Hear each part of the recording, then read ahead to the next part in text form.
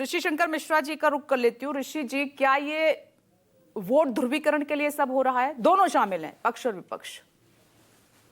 बिल्कुल बिल्कुल, एक तरफ गोडसेवादी लोग हैं तो दूसरी तरफ जिन्नावादी लोग हैं। देखिए, इतिहास के बुनियाद पे वर्तमान में राजनीतिक फसल काटने का प्रयास, कुछ इधर के लोग हैं, कुछ उधर के लोग हैं। आप देखिए, सबसे आश्चर्य तो मुझे ये लगता है कि भाजपा के जो प्रवक्ता है हमारी बहन अनिला जी, उनके बयानों में भी एक तरह से धमकी झलकती हुई नजर आ रही है कि यदि इस प्रकार के बयान आएंगे तो रिएक्शन होंगे।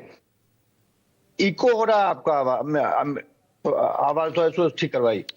तो भाजपा जैसे बड़े पार्टी के राष्ट्रीय प्रवक्ता का इस प्रकार का बयान आना, करनी सेना के प्रवक्ता का बयान है तो मुझे समझ में आता है, क्योंकि उन लोग का ये यूएसपी रहा है। करनी सेना का इतिहास देखें तो इस प्रकार का यूएसपी रहा है। लेकिन सवाल मेरा भाजपा से है कि हिंदुस्तान के आजादी यानी मॉडर्न हिस्ट्री को देखिए तो सबसे बड़े खलनायक हिंदुस्तान का मोहम्मद जिन्ना रहा है, और मोहम्मद जिन्ना को सेकुलर कहने वाले लाल कृष्ण आडवाणी पाकिस्तान जाते हैं और मोहम्मद जिन्ना को सेकुलर कहते हैं।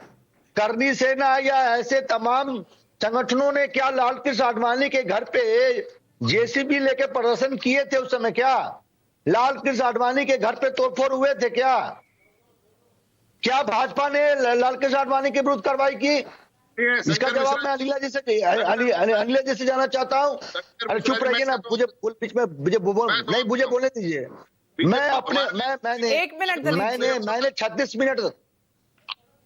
मैंने 36 मिनट तक आप लोगों को सुना है, तो मुझे भी तो सुनिए। हिंदुस्तान के सबसे बड़ा खलनायक मैं जिन्ना को मानता हूं, और जिन्ना को महिमा मंडित करने वाले लाल कृष्ण आडवाणी पे भाजपा ने कार्रवाई की क्या? लोगों ने पत्थर बरसाए क्या? ये हिंदुस्तान है। दूसरी तरफ मैं समाजवादी पार्टी से भी कहना चाहता हूं कि इस प्रकार के बयान न दे। जो देश के आइकॉन रहे हैं, देश के हीरो रहे हैं, उसको लेकर इस प्रकार के बयान देंगे तो आप सांसद हैं, आप विधायक हैं, आप संवैधानिक पद पे हैं, ऐसे बयान देंगे तो इससे जो सोशल फैब्रिक जो हिंदुस्तान का है वो बिगड़ता है। लेकिन लॉ एंड ऑर्डर अपने हाथों में लेने का अधिकार न करनी सेना को है, न भाजपा के राष्ट्रीय प्रवक्ता इस प्रकार के बयान दें जिससे लोगों में एक प्रकार का मतलब आक्रोश फैले। मुझे अनिला जी के बयान से मुझे आश्चर्य लगता है। आप राष्ट्रीय प्रवक्ता हैं, हिंदुस्तान के सबसे बड़े पार्टी जो सत्तासीन केंद्र में है उसके प्रवक्ता इस प्रकार के बयान देंगे। जहां तक सांसद की बात है, सांसद की सुरक्षा की बात है, तो उन्होंने बयान दिया, उसके बाद सांसद की सुरक्षा की जिम्मेवारी उत्तर प्रदेश पुलिस की थी, क्यों नहीं पूर्व मतलब स्टेप लिए गए? आप बताइए, जब मुख्यमंत्री वहां मौजूद हैं, आगरा में जब मुख्यमंत्री मौजूद है तब इस प्रकार के डेवलपमेंट होते हैं, तो सवाल लॉ एंड ऑर्डर को लेकर उठता है। जी अनिला सिंह जी, जवाब दीजिए। कल बहुत दूरी पे नहीं थे मुख्यमंत्री योगी आदित्यनाथ, बहुत दूरी पे नहीं थे कल जब करनी सेना तोड़फोड़ कर रही थी। जी ऋषि जी, सबसे पहली बात तो ये है कि मैं आ रही हूँ मैं। दिलीप जी एक सेकंड। ऋषि जी, सबसे पहली बात तो ये है कि मैं धमकी नहीं दे रही थी, मैं चेतावनी दे रही थी, समझा रही थी बड़े प्यार से कि ऐसी बातें मत किया करो, है ना, फिर नहीं तो हमले हो। दूसरी बात, आपने हमारे नेता लाल कृष्ण आडवाणी जी के लिए यहाँ पर ऋषि जी एक सेकंड उत्तर दे रही हूँ। आडवाणी जी के लिए आपने कहा, तो जब वो लौट कर आए हैं तो पार्टी ने क्या एक्शन लिया आपको भी अच्छी तरीके से पता है, मुझे यहाँ बताने की आवश्यकता नहीं। और जब लाल कृष्ण आडवाणी जी का जिक्र कर रहे हैं तो करिए ना जिक्र कि रामलला मंदिर का निर्माण हो, उसके लिए ऐतिहासिक जो यात्रा करी थी या रथ यात्रा करी थी, किसने करी थी? मुलायम सिंह यादव जी ने करी थी क्या?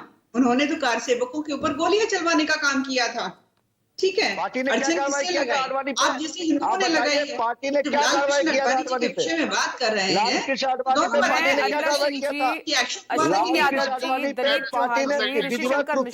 मैं शुरुआत से एक सवाल लगातार उठा रही हूँ कि आज की जो बड़ी समस्याएं मुंह बाहर खड़ी हुई हैं, जिसमें बेरोजगारी है, महंगाई है, राज्य में अपनी फाइनेंशियल इश्यूज हैं, भर्ती की प्रॉब्लम्स हैं, आप इन पर बात कीजिए ना। जनता को जिन मुद्दों से मतलब नहीं है उनको क्यों कुरेद रहे हैं? इससे साफ तौर पर यही जो जाहिर हो रहा है कि ये पॉलिटिकल पार्टीज को जो मुद्दे सूट करते हैं आप उन्हीं पर बात करना चाहते हैं, उन्हीं पर रहना चाहते हैं, क्योंकि वोट पोलराइजेशन होगा, वोट का ध्रुवीकरण होगा, इससे आपको चुनाव में फायदा होगा, इससे ये संदेश जा रहा है। दूसरा, एक मैं दिलीप चौहान जी, मैं आऊंगी आपसे, लूंगी रिएक्शन। चलिए छोटा सा रिएक्शन आप दीजिए, फिर मैं अनिला सिंह जी और अशोक जी के पास जाऊंगी जल्दी से।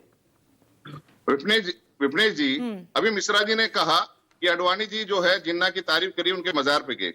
उसका जवाब आज तक आपने दे दिया, देश की जनता ने क्या जवाब दिया था, वो देश के प्रधानमंत्री नहीं बन पाए। दूसरी बात, मैं आपको करनी सेना की आपको बताता हूं। करनी सेना 2006 में संगठन बना है। उससे पहले ये बयानबाजी, अगर उस टाइम अगर लाल कृष्ण अडवाणी जी ने बयान दिया होता तो ये भी उन्हीं का ये हाल होता। ठीक है, लेकिन अनिला सिंह जी कह रही हैं कि प्रदेश की कानून व्यवस्था हाथ में लेने का हक नहीं है करनी सेना को। आप समझिए इस बात को जरा, समझिए। एक minute sir, Mishra ji, ऋषिशंकर Mishra ji, 1 minute. Dilip ji, जो अनिला सिंह जी कह रही हैं उस बात को गौर कीजिए। भाजपा की 50 सीटें नीचे आ गई थी, 50 सीटें नीचे आ गई, अल्पमत में सरकार आ गई। तो ये है इस संगठन का काम। रही बात, धमकी देंगे आप, खुलेआम धमकी दे रहे हैं राजनीतिक पार्टियों को कि आप चाहेंगे तो सरकार बनाएंगे, आप चाहेंगे तो सरकार गिराएंगे। अनिला सिंह जी, ये देख लीजिए, संगठनों को हवा देने का असर ये है, खुलेआम धमकी है। ऋषिशंकर मिश्रा जी, 1 मिनट। अनिला सिंह जी, मुझे बताइए, संभल में कोई अपने घर पे अगर नमाज पढ़ रहा है तो क्या दिक्कत है इसमें? वो उसका अपना घर है ना, वो कोई सार्वजनिक स्थल थोड़ी नहीं है। क्योंकि वहां पर इस फरमान के बाद लोग ये महसूस कर रहे हैं कि उनकी आजादी छीनी जा रही है।